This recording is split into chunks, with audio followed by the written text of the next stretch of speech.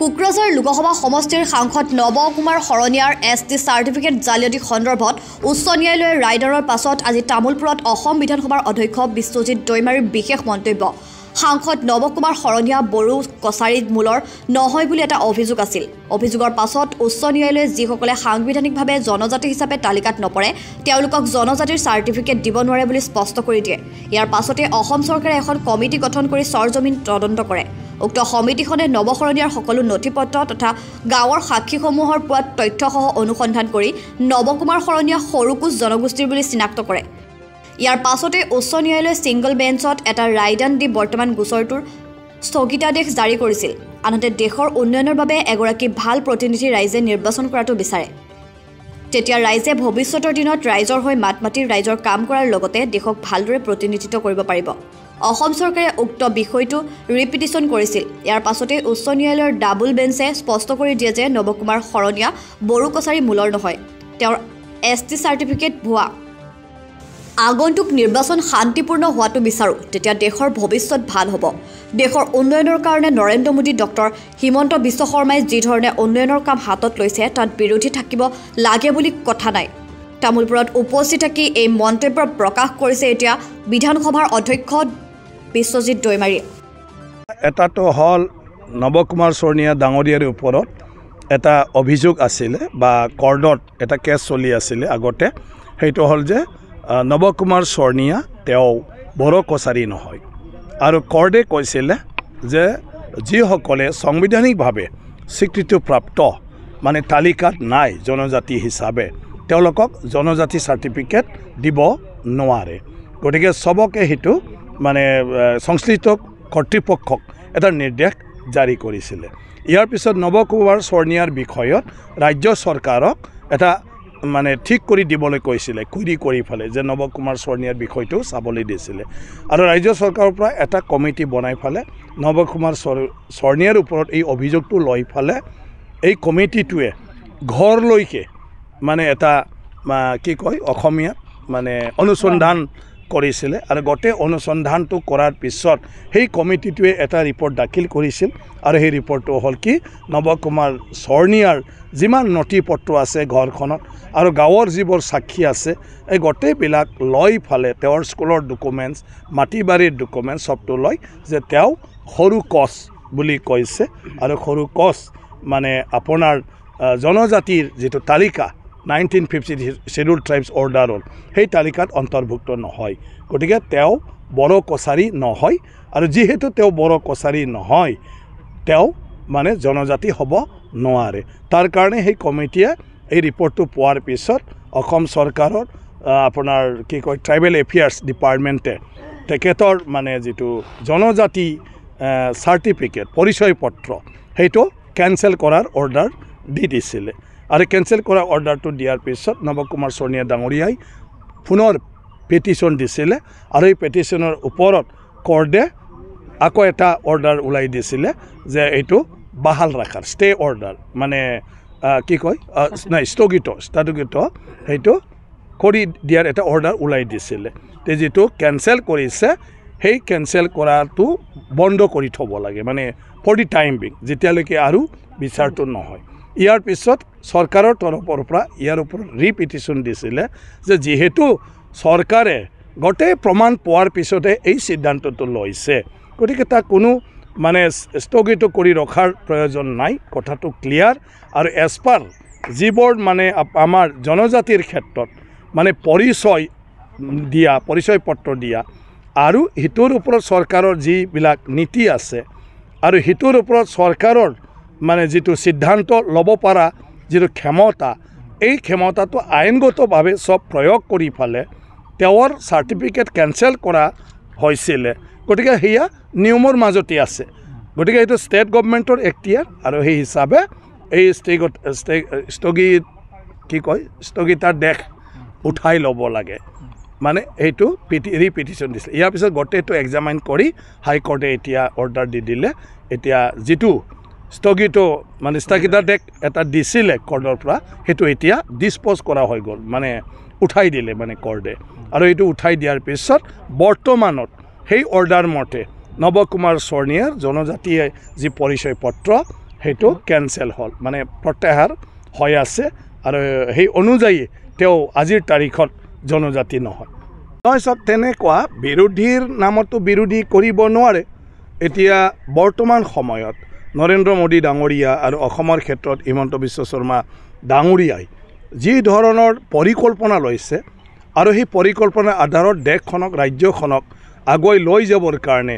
যিবোৰ আঁচনিৰ লগতে বিভিন্ন কাৰ্যসূচী লৈ পালে প্ৰগ্ৰাম লৈ পালে আজি কাম কৰি আছে এই ক্ষেত্ৰত মানে দেশবাসীয়ে সকলোৱে মানে সেইটো কামৰ ক্ষেত্ৰত মনোভূত হৈছে চবেই ভাল পাইছে যে আজি অকল দেশৰ আন্তঃগাঁথনি মাত্ৰ নহয় ৰাস্তা দলং স্কুল কলেজ অকল সেইবোৰ বিষয়ে নহয় মানুহৰ ব্যক্তিগত জীৱনলৈকে উপকাৰ হোৱা বিভিন্ন আঁচনি লৈছে আজি ৰেচন কাৰ্ড আগতে দৰিদ্ৰ মানুহকে দিছিলে দৰিদ্ৰ পৰিয়ালক আজিকালি 5 লাখ টকালৈকে ইনকাম থকা মানুহে ৰেচন কাৰ্ড পায় আয়ুষ্মান কাৰ্ড পায় অৰুণোদয় আঁচনিও এতিয়া দিব লৈছে উজ্জ্বলা আঁচনি পায় য'ত 450 কোটি মানে 450 টকালৈকে আপোনাৰ ছাবচিডি পাই থাকে কৃষকসকলে কৃষক সন্মান নিধি আঁচনিৰ নামত 6000কৈ টকা পাই থাকে যিবোৰ মানে নাগৰিকসকলৰ ব্যক্তিগত জীৱনত দৈনন্দিন চলি থকাৰ ক্ষেত্ৰত সকাহ দিছে আৰু শিক্ষাৰ ক্ষেত্ৰত মানে স্বাস্থ্যৰ ক্ষেত্ৰত বহুখিনি উন্নতি হৈছে আৰু বহুতখিনি সুবিধাও দিয়া হৈছে আৰু যিবোৰ ব্যক্তিগত জীৱনৰ লগত জড়িত গতিকে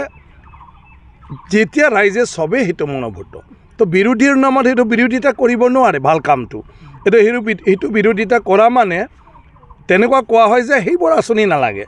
তাৰমানে বিৰোধী যদি সেইটো ক'বলৈ যায় তো বিৰোধীয়ে ক'ব বৰ্তমান ৰাইজে যিটো সুবিধা হৈ আছে তেওঁলোকে চৰকাৰ আহিলে যিটো ৰাইজে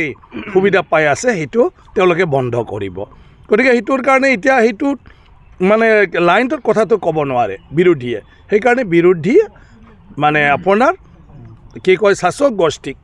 মানে কি কয় আপোনাৰ আক্ৰমণ কৰা বা সমালোচনা কৰা ইয়াৰ যিখিনি যুক্তিযুক্ততা পাব লাগে সেই যুক্তিযুক্ততাটো তেওঁলোকে বিচাৰি পোৱা নাই কাৰণে মানে বিৰোধীয়ে আক্ৰমণটো দুৰ্বল নিচিনা দেখা পাইছে কাৰণ সেইটো হ'ল মোদী ডাঙৰীয়া আৰু হিমন্ত বিশ্ব শৰ্মা ডাঙৰীয়াৰ পাৰফৰ্মেঞ্চ এতিয়া সেইবোৰ গণতন্ত্ৰত অত্যন্ত দৰকাৰ এতিয়া বহুত সফিষ্টিকেটেড হ'ল সব বস্তুবিলাক গতিকে আগত কি আছিলে নিৰ্বাচনৰ প্ৰচাৰৰ ক্ষেত্ৰত ৰাস্তা পদূলি নাছিলে মানুহৰ গাড়ী ঘোঁৰা নাছিলে বা তেনেকুৱা ধৰণৰ আপোনাৰ প্ৰচাৰ মাধ্যম তেনেকুৱা ধৰণৰ আজিৰ যিটো প্ৰযুক্তি তেনেকুৱা নাছিলে তো সেইবোৰ সব এতিয়া উন্নত হোৱাৰ লগে লগে আগৰ প্ৰক্ৰিয়াবিলাক অকণমান সলনি হ'ল আৰু সেই হিচাপে যাহাতে গণতান্ত্ৰিকভাৱে কাৰো অধিকাৰ খৰ্ব নহয় আৰু কোনেও যাহাতে কাকো এইবিলাক মানে আপোনাৰ প্ৰযুক্তিৰ দ্বাৰা অনিষ্ট কৰিব নোৱাৰে তাৰ কাৰণে এটা সুৰক্ষাৰ ব্যৱস্থা সবৰে যাহাতে সুৰক্ষাটো থাকে তাৰ কাৰণে সেই নিয়মবিলাক সময়ে সময়ে সালসলনি হয় আৰু বৰ্তমানত সেই গোটেই দিশটো চাই ফালে বহুত তেনেকুৱা ধৰণৰ নিয়ম কৰিছে যে বিভিন্ন প্ৰচাৰ পত্ৰৰ পৰা আৰম্ভ কৰি ইভেন পোষ্টাৰ হোৰ্ডিং আৰু পাব্লিচিটি আৰু কিছুমান এডভাৰটাইজমেণ্ট এইবিলাকৰ ক্ষেত্ৰতো বহুত এটা নতুন নতুন গাইডলাইন দি দিছে আৰু যিটো আজিৰ দিনটোত অলপ মানে কি কয় অসুবিধাৰ সন্মুখীন হৈছে কিছুমান ক্ষেত্ৰত কিছুমান কৰিবলৈ যাওঁতে কিন্তু সেইটোও যদি বেছি অপেন হৈ যায় তেতিয়া হয়তো বহুত ধৰণৰ বিশৃংখল পৰিৱেশো হয়তো আহিব পাৰে সেইবিলাক চাই ফালে নিশ্চয় সেইটো কৰিছে যে নিৰ্বাচন এটা শান্তিপূৰ্ণ হ'ব লাগে এই নিৰ্বাচন জনগণৰ বাবে দেশৰ বাবে আৰু সেইটোৰ দ্বাৰাই আমাৰ ভৱিষ্যতটো আমি ঠিক কৰি ল'ম কাৰণ প্ৰত্যেকজন নাগৰিকে ভোটদান কৰি ফালে আমি নিজৰ নিজৰ জাগাৰ পৰা এজন প্ৰতিনিধি পঠাওঁ আৰু এই প্ৰতিনিধিসকলে একগোট হৈ ফালে তাৰ চৰকাৰ গঠন কৰিব আৰু সেই চৰকাৰটোৱে আমাৰ দেশখন কি ধৰণে আগুৱাই লৈ যাব তাৰ কাৰণে পৰিকল্পনা ল'ব আৰু সেই পৰিকল্পনাৰ আধাৰত বিভিন্ন আঁচনি হ'ব আৰু সেই আঁচনিটোৱে পুনৰ আমাৰ গাঁৱলৈকে আমাৰ ঘৰলৈকে আহিব যিটো আজিৰ দিনটোত আমি পাই আছোঁ গতিকে এইটোৰ কাৰণে চবে সজাগ হ'ব লাগে যে আমি যাক ভোটদান দিম এই ভোটটোৱে যাহাতে এনেকুৱা ব্যক্তিক নিৰ্বাচিত কৰিব পাৰে যিটো আমাৰ দেশৰ হকে কাম কৰিব জনগণৰ হকে কাম কৰিব গতিকে এই ক্ষেত্ৰত গণতান্ত্ৰিকভাৱে চবে নিজে নিজে সিদ্ধান্ত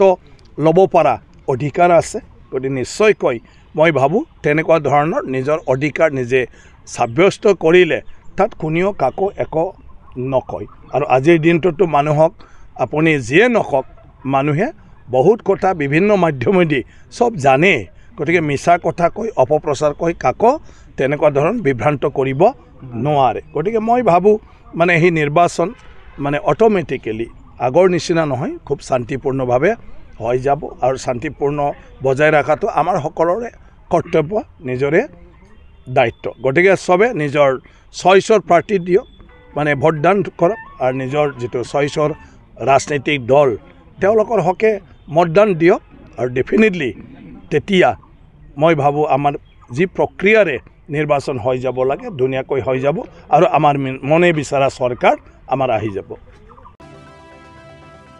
তামুলপুৰৰ পৰা উৎপল ডেকাৰ ৰিপৰ্ট NJ মিডিয়া